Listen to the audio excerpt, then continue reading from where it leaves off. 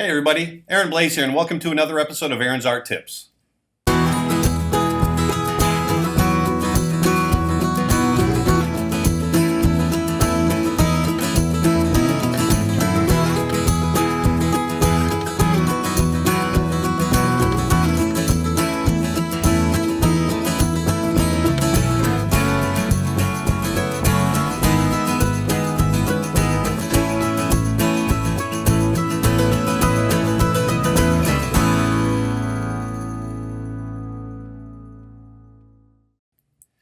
Okay, so today I got a really cool episode. I want to show you how to take your creature design, something I like to do, character concepts, and add texture to them.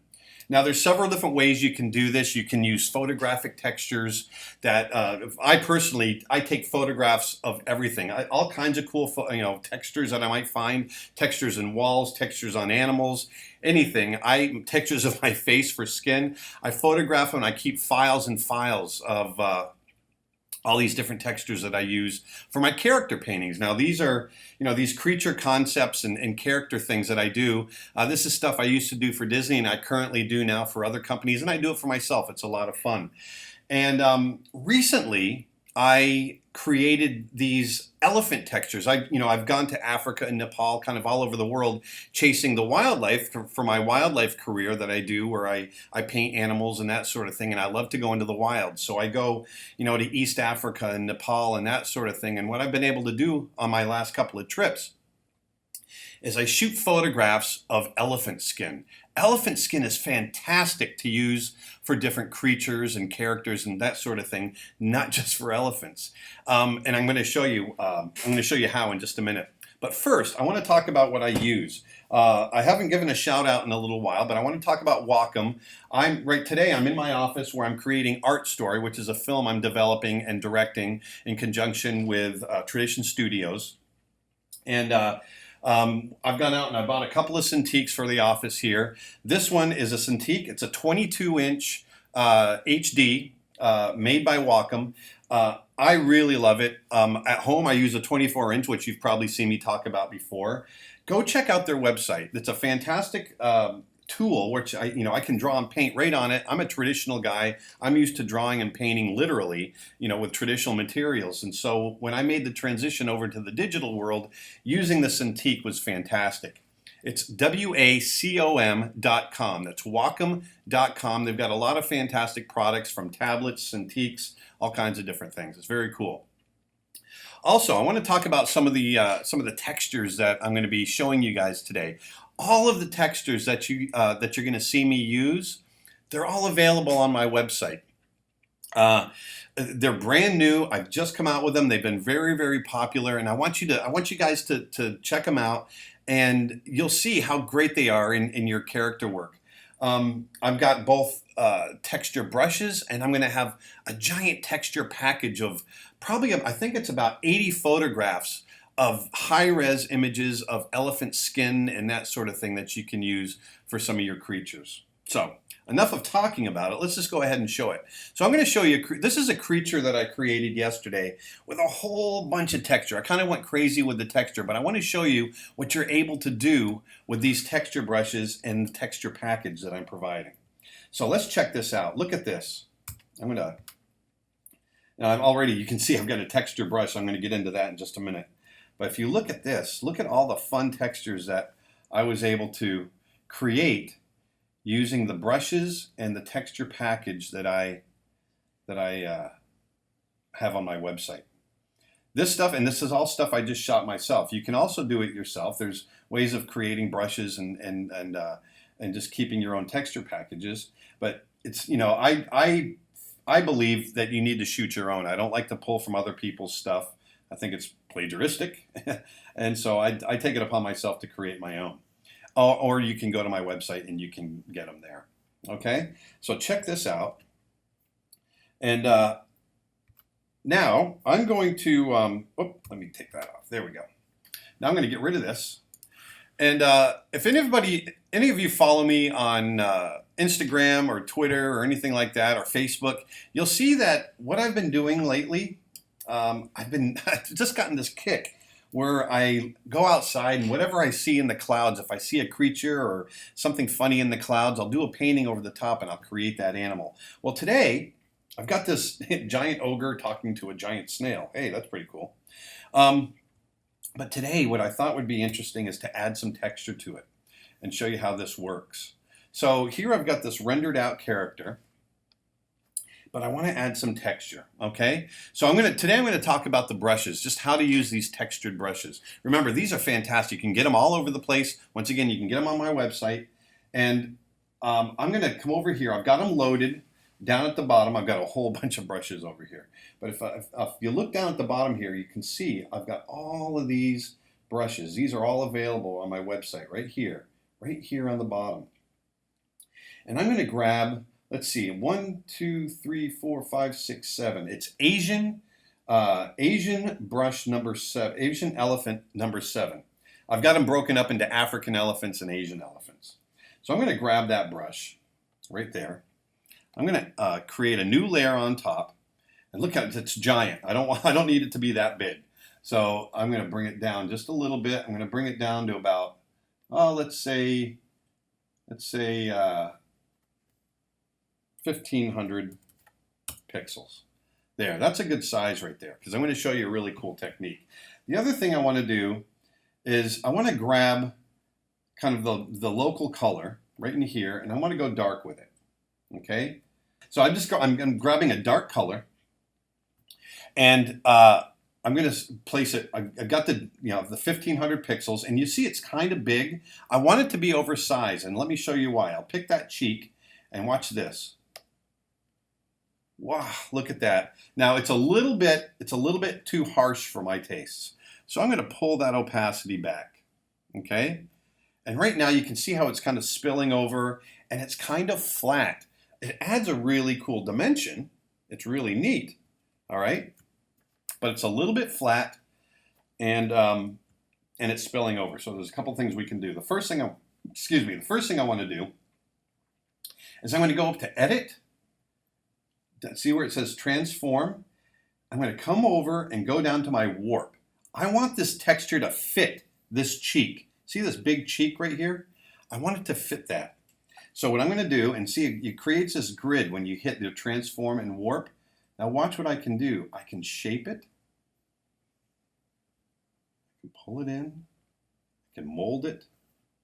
I can warp it around. That's why it's called Warp. I can move it all over the place and shape it to my needs. Pull this up. I'll see how it's getting kind of, in perspective, it's kind of going away from us at the top. It's so cool. I love doing this stuff. It adds such a great dimension to your character work. Let me make that brush a little smaller because it's getting distracting. There we go. So now look at this. Look how it looks like it fits right on the cheek. And anything that still spills over, well, we just go up to our eraser, go to your airbrush setting on the standard brushes that you get with Photoshop. Click on that airbrush right here at the top. I just click on that first one. I get a decent size, and then I just come in and feather it away, all the texture that I don't want for this section. Now you can texture your entire creature in this way just by getting little pieces and mosaicing, man, that's a hard word to say, on, and just reshaping them to different places and feather the edges, and you can create texture over the whole thing. Now, the texture is just kind of sitting there. Now you want to kind of become part of the character. So once again, I'm going to knock that down just a little bit because it still feels a little harsh, and I want more of the painting to come through. Now, I've got one other thing I want to do. I'm going to create a layer on top. I'm going to grab a really bright color. I'm going to make it really bright because I want it. What I want to do now, this would take a little bit of time, but I'm going to come up and I'm going to grab one of my erodible brushes, which is standard in the latest Photoshop. Grab one of those erodible brushes, which looks like a little pencil tip. Okay, and I'm going to come up. Now this would take a little bit of time, but I'm just going to show you. Come in and start highlighting some of these edges, okay, to match some of the highlights that I've created when I did the original painting, okay? And so as you do this, that texture becomes more and more a part of the painting, okay?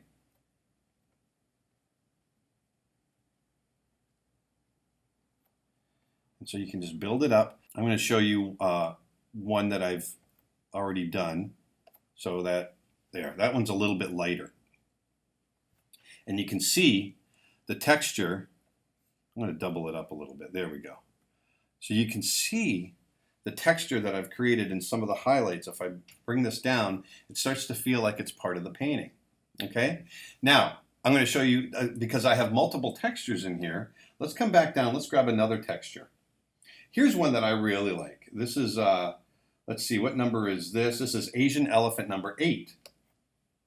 It's got this really cool shape. Once again, that's way too big. 1,000. There we go. There, that's kind of cool. Now I'm going to come in here. Now remember, you can adjust this too. So let's come up here, and I'm going to go to my brush tip shape, and I want to turn that texture around a little bit. So right here, you go to brush tip shape, and I can change the orientation of the brush right here. So I'm going to pull the orientation of the brush down. There, now that texture feels like it's fitting a little bit better on that neck. Okay, so I'll turn that back. So now I've turned the texture around. Now watch this. This is going to be cool. This is more elephant skin. Watch this. There we go. Now I'm digging that. Isn't that cool? Now that on its own looks pretty neat, but watch when we come up and we go to Edit, Transform, and Warp. Now watch this. Let's get this to fit that neck. And I like actually how it's, I'm going to get this part right here to fit right into the cheek. Yeah, right there. So that cheek just fits right into it. We're getting some nice neck wrinkles. All right. Look at that. Hit return. And look how cool that is. Already, just by the little stamp and molding that texture to fit your painting, you're creating texture. Now, if we put that another layer on top, once again, we grab a nice light color, and I'm going to grab, once again, one of the erodible tips, the pencil tip there. Now watch, I can emphasize this even more by just going in and creating some highlights over the texture that I've created. Let me blow that up so you can see it a little better. And you can get that texture to feel more like a part of your painting. And really emphasize that light direction, getting it to feed right into the rest of your painting. See that? Now once again, check out my website because these things are really cool. The brushes are only $5. They're very cheap. And they take me a little bit of time, first of all, to get them. I've had to travel around the world to get them. So it helps me out, with that, as far as that goes. And then I can keep doing this for you guys. But if you look at that, see how it starts to become part of the painting. And if it gets a little harsh, you just go in there with your brush, with your airbrush eraser, and just hit it just a little bit. And then you can go in and redo it. Okay? And look at that. So check them out, creatureartteacher.com. I'm going to have a lot more available. I'm going to continue to be making brushes and that sort of thing. I've got a lot of, I use this kind of stuff all the time. And man, it really helps. It's so much easier when you don't have to create all these wrinkles by hand. It's if you're looking for photographic characters to put into your, to design for, if you're doing it for film or whatever, this is a great shortcut. I do it all the time. It works fantastic. I always say to everybody, some people ask me, is that cheating? Well, no, it's not cheating. The idea is to create a creature or a character that's supposed to fit into a movie, and you got to design it. Well, if this helps and gets you there quicker, then by all means, you should use it. And that's what I do. So if you look at that, look, it just fits right in there. See how cool that is? So this is how I create my textures and my creatures and that sort of thing. So go check it out. Go check out my website. Check out Wacom, W-A-C-O-M, Wacom.com for the equipment. If you're interested in these textures that I've been using, I've got a whole bunch of them along with some other custom Photoshop brushes. Go check out my website. It's creatureartteacher.com. One more thing. Please, if you like what you're seeing, if you've checked out some of my other episodes, please subscribe. Hit the red button down below, that subscribe button, and help me build up my followers. I really, I want to spread the word. I love doing Aaron's art tips, and it's something that I just like to share. So I've got a lot of experience in the industry, drawing and painting and that sort of thing, and I just want to share it with the world. So I hope you learned something today, and until next week, I'll talk to you later. Thanks. Bye.